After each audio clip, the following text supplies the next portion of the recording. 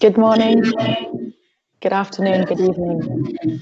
A warm welcome to everyone and thank you for joining us for this session. I'm Alexandra and I'm part of the Women's Forum editorial team. I'm pleased to introduce our moderator for today's session, Stephenie Foster, who will be leading the conversation on this topic around consumption, spending habits, and responsibility.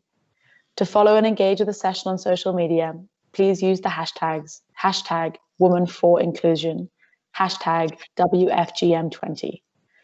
We also invite you to submit your questions using the chat function, and Stephenie will try and bring some of these into the conversation as she walks through it with the speakers.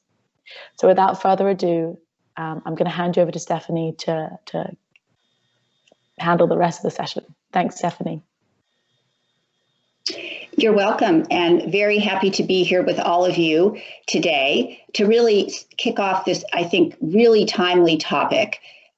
In the last day or so, obviously, all the panels have been focusing on the challenges that we face today in terms of sustainability and inclusion. And really what we're going to talk about in this conversation is the role of the private sector in meeting those challenges, in being forward-looking, in responding to consumer demands. And so we're joined by two corporate and thought leaders this morning, morning for me, I should say. Alexandra Keith, or Alex, the CEO of P&G Beauty, and Sheila Bonini, the Senior Vice President of Private Sector Engagement for the World Wildlife Fund. So I'm really thrilled to be on this conversation with them.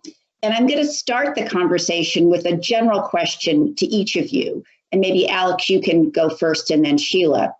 I think to really frame what we're talking about, it would be good for you to talk about the role of the private sector in these somewhat tumultuous times, why companies should be and are taking really, I think, a forward-leaning view of how consumers are viewing their products, why they do that, even though in the short term, there may not be an immediate bottom line impact. So if you could start with this general framing around those issues, I think it would help us with the conversation. So Alex, first to you.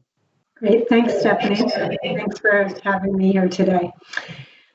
I think, even before the tumultuous times of this current year, the role of private business and corporations in our society has been increasing. I think the fact that these big companies have platforms and have influence and spend a lot of money in advertising our brands and products and services, we have a lot of opportunity and I think a growing responsibility to bring forward the issues that our world faces today, to spark dialogue and uncover insights.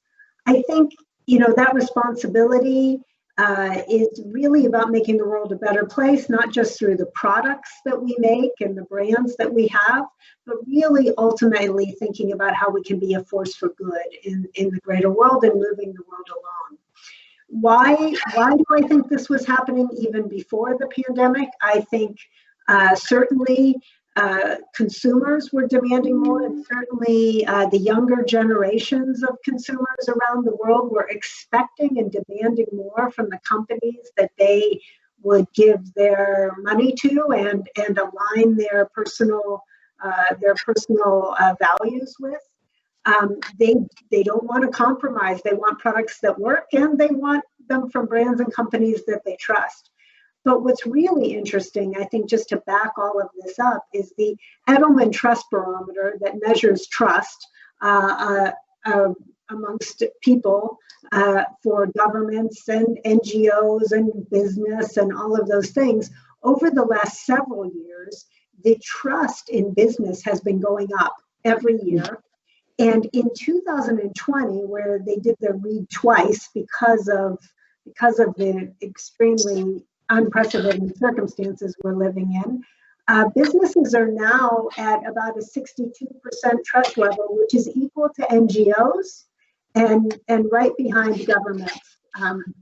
So ultimately, people are putting more and more trust in businesses, and within the subset of businesses, consumer packaged goods companies like Procter and Gamble are one of the industries within business that are actually trust is increasing even more.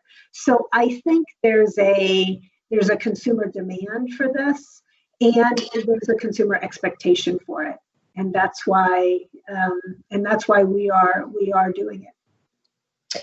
Yeah, I think it's really fascinating, the responsibility that you talk about, and also the trust. I think that is something that is changing, and how to really kind of unleash that trust almost into the marketplace is a good way for me to think about it, at least. Sheila, to you, I know you work with a lot of different companies, not just in your current position, but you have also throughout your career. So same question to you, really about how to think about these issues in a broad way. Yes, and thank you. Just as context, I work at World Wildlife Fund and manage all of our partnerships, and we work with companies across, probably work with in the U.S. 100 or so companies, and our work spans 100 countries. So we have a broad view of how companies work, but I would say that one of the reasons that we work with business in the first place is the size, the scale, the breadth, the ability, the innovation to help solve some of today's biggest challenges.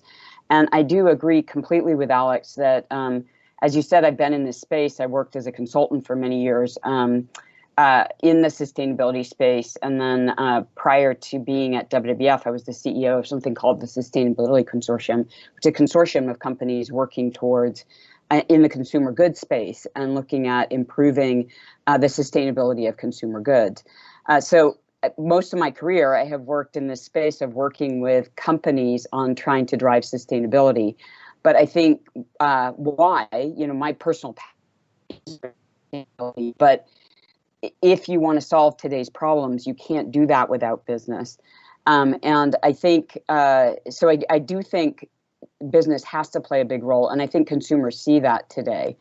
And I think they also are increasingly seeing the challenges that we have. Certainly in the environmental space, we are today seeing some of what are the catastrophic impacts of climate change that, I was talking about a decade ago. We need to solve this now, or we're going to see these catastrophic impacts. And we're seeing those today. So I think that aspect consumers see, and they know we need to do something. I think it's not just climate. I work in a conservation organization. We care a lot about things like wildlife, but wildlife is an indicator of biodiversity, indicators of the health of the planet. And our recent Living Planet report showed in one indicator of biodiversity, which is the number of vertebrates, something like 68% since the 1970s, decrease in species. So the state of the planet is very concerning. And I think consumers feel that, know that, they understand the role that business plays, and they want to see businesses that they love, brands they love, like P&G and so many others. They want to trust them. They want to know that they are taking their interests, the interests of the planet also, into account in their work with business. So I have seen this happening over the years, the increase. And I think what used to be the case is the expectation that businesses sort of didn't do bad, that they cleaned up what they had done, their footprint, essentially. And I think the expectation today is that businesses need to go beyond that, actually do good. And it's not just, oh, I'm doing good, but I'm not doing anything about my footprint. It's going above and beyond. It's saying I'm going to address the impacts that I have on the planet, and I've got to address even more, because we have sort of gone past that point. I like to turn some of the numbers that we see in our Living Planet report into things that are tangible to me. One of the things that we've seen consistently is the consumption of the world's resources, our natural resources. And the planet is really wonderful. It's pretty amazing. Nature restores. And we are able to, continue to go back to the planet and take from, the planet, the materials that we need to make our products, our foods. But at some point there isn't the capacity. And I think we consume something like 1.6 planets a year. So we've gone beyond the capacity of the Earth to give back. And I think we need to be looking at how can we take, from the planet and make sure that we only take what we need, that we use it as many times as possible so that we don't have to go back and ask for more. So I think that's the kind of thinking that consumers are starting to realize we need to do this. And I am very encouraged by the younger generation. I have a daughter who's now 21, and I can see the enthusiasm for many of these issues, for the diversity and inclusion, social justice, for the environment. And I think it's great to see the energy coming from the next generation to really say we have to turn things around. And I think that energy translates into an expectation on business. They want the products that they love to be good for the planet, to be good for them. So I'll just end there. I'm optimistic. I think I've been in this space for quite a long time.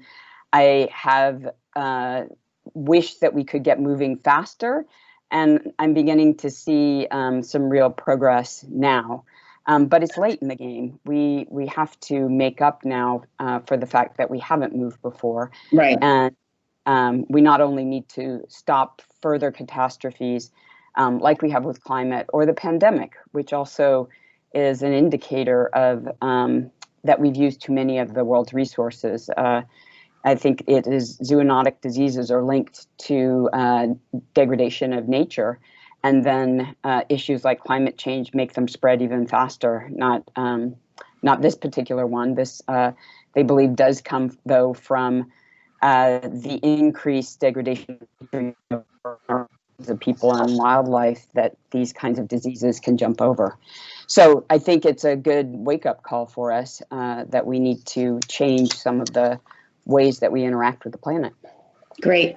Well, thanks so much for that. I mean, I think you make the point and that it's not an obligation for companies anymore, but it's actually a strength to be concerned with the broad range of issues around sustainability, around inclusion. And I think that's a perfect segue, Alex, to turn to you and really ask you to give the audience a little bit more of an in-depth feel for the responsible beauty platform and work that P&G Beauty has undertaken under your leadership. I know we're going to put a slide up in a minute to kind of shortcut your explanation of it, but I'd love it if you could talk about the platform, obviously, why this was important to P&G Beauty, and if this has changed at all, or how it's changed the way you're talking to consumers and really addressing some of the issues that have been set out in this conversation so far. So Alex, over to you. Great.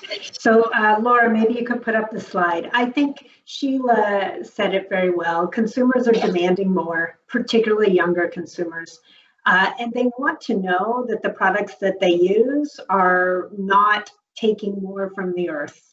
But they also don't want to make compromises. I mean, in the end, they want products that work for whatever they bought them for. They want to know those products are safe for them. They want to know what's inside the products. They want to know how they're made. And they really want to know the brand and company impact both on the earth and on society, particularly as it relates to equality and inclusion. And it's this integrated need for the consumer that brought about the Responsible Beauty platform. So Laura, if you could please put up the slide. The slide will show you just the systemic thinking approach of the interconnected areas that make up the Responsible Beauty platform. So ultimately, what we recognize is that one decision in one space can have knock-on and sometimes negative impacts in other spaces. And the way that we have formulated this platform is not on our own. We have formed a Responsible Beauty Council. These are outside experts, which include the World Wildlife Fund, and why Sheila and I are partnered here today, to help us understand the knock-on impacts of decisions that are made, perhaps on what type of natural ingredients to use, how to source those natural ingredients, the impact on biodiversity in the local communities, and all of the things and how they fit together. Because ultimately, we do not want consumers to have to make a compromise and choose. And we know that ultimately we have a role to play because of our size and scale in making positive steps forward, both for the earth and for the communities and people that live in it. So ultimately, this platform has now underpinned everything we're doing. So you ask if it's changed the way that we're serving consumers. For sure, it is. It is now the platform that all of our working teams are thinking about as they are designing new products. We used to really focus solely on what does the consumer need and how do we meet that need better than anyone else. That consumer need might have been for no dandruff for our Head & Shoulders brand, for instance, okay? Consumer doesn't want dandruff, let's give them a shampoo that will make sure they don't have dandruff. But now that decision has to be about, and what are the ingredient choices we're making, and where are we sourcing those ingredients from, and do we know the communities that surround where those ingredients are sourced, and so on and so forth. It is a journey. I mean, and we are at the beginning of it, but we are very committed, and we've made some pretty big public commitments around the things that this platform will bring, and we're pretty excited about it. And really, what we are most excited about is the amount of traction and energy and passion that it has driven in our own organization. I mean, the adoption rate of this is higher than almost any other strategic change I've ever seen. And I think that speaks to the fact that our employees are people too. So they live in the same world that all of our consumers live in. Right. That's a good way to think about it. One follow-up, I'm curious, what's the response been so far from consumers, or how have you seen consumers react? I know it takes a long time to have all this filter down into your entire organization and your work, but I'm sure you have some sense of consumer reaction. For sure. I mean, some different elements of it. So for instance, we have been piloting refills for our Olay Regenerous cream jars. We've been piloting refills to test out whether we can sell refills and people can keep their jars. Those sold out incredibly quickly. So the energy for that was incredibly high. In the US, we've piloted paper canisters for our deodorant products.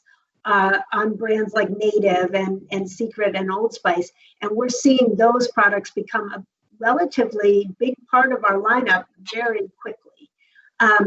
We also, though, are doing a lot of advertising, particularly in the equality and inclusion space, whether it be for LGBTQ communities, with our Hair Has No Gender Pantene platform that we've advertised in Europe and the US, or a lot of the racial justice work that many of our brands have done over the course of the summer in the US.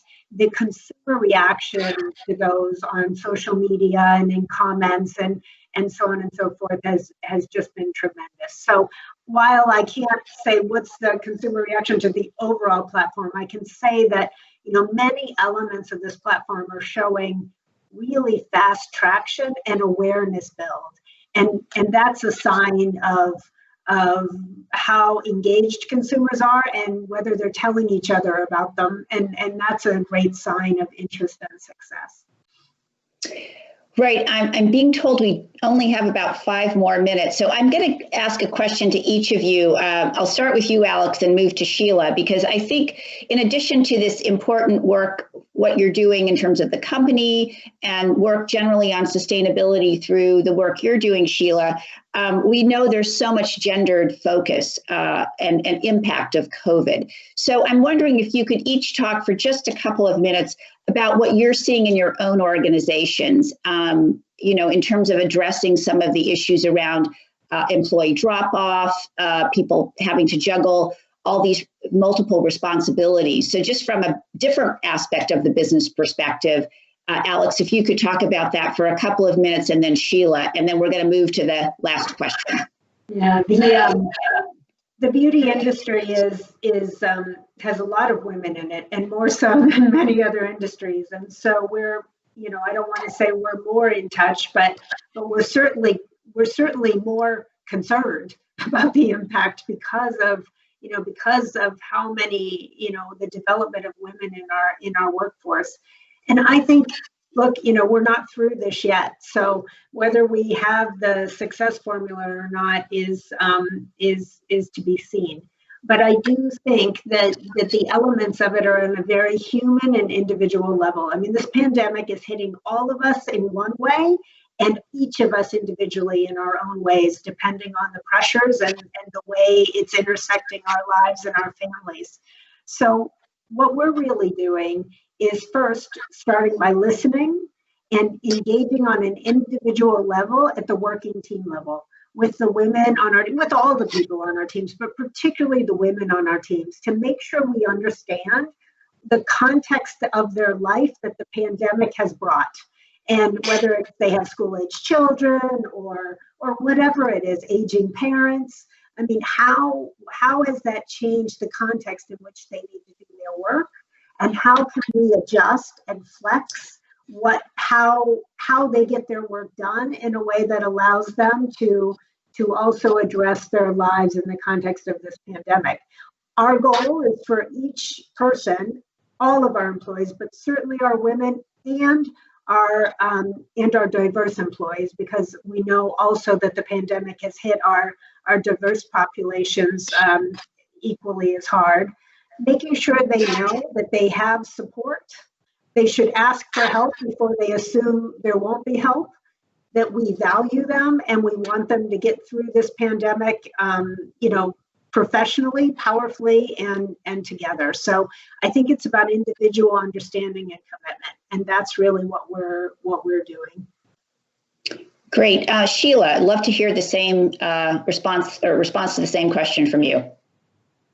Well, I would say we're doing many of the same things, but I might maybe just throw in a little statistics, because one of the things that I think I've noticed, and particularly with women, although not only women, but I think the impact of having children at home it has been huge. I think the responsibility disproportionately falls on women.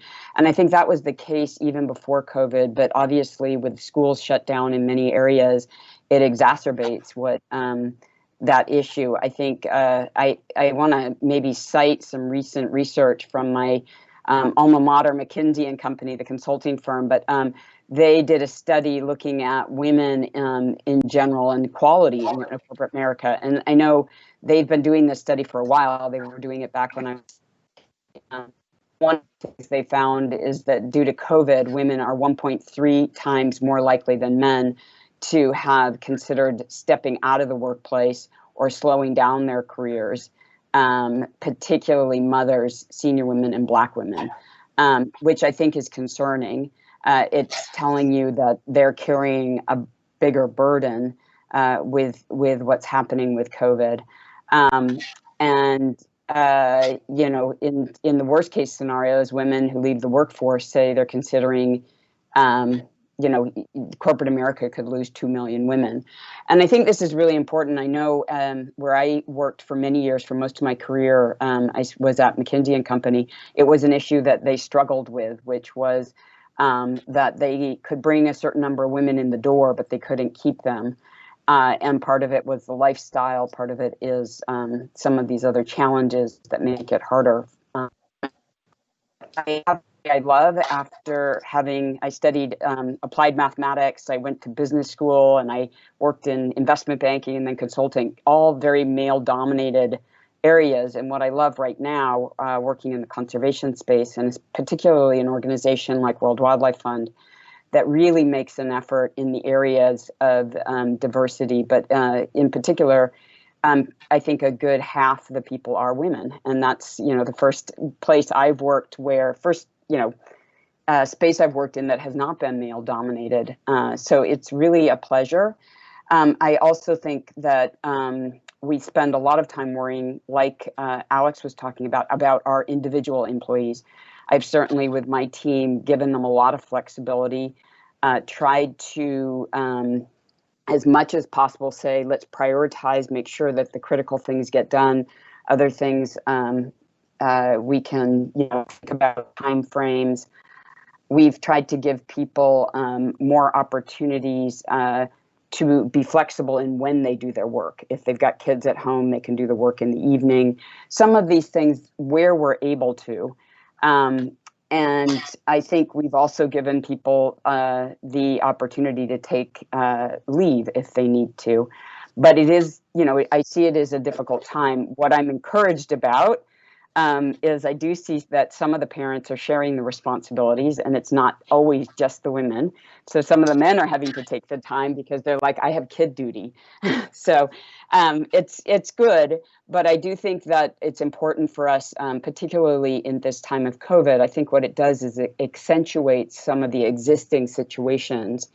And I think we need to be conscious that for many of the women, they're carrying a bigger burden at the home due to COVID, and try to be conscious of that and try to think about how with our work we can support people. And I think I completely agree with Alex that we have to think of it, how do we support everyone in the organization, but how do we think about people as individuals and their individual situation and giving them space and time to work things through. Great. It's hard because you also have to get the job done. I know. Right? I know. I hate to break in, but I know I'm being told this. So I'm going to ask you first, Sheila, and then Alex, one sentence. What have you learned from the pandemic? We're asking every panelist for every panel this question. So what have you learned from the pandemic? One sentence, and then Alex, same question.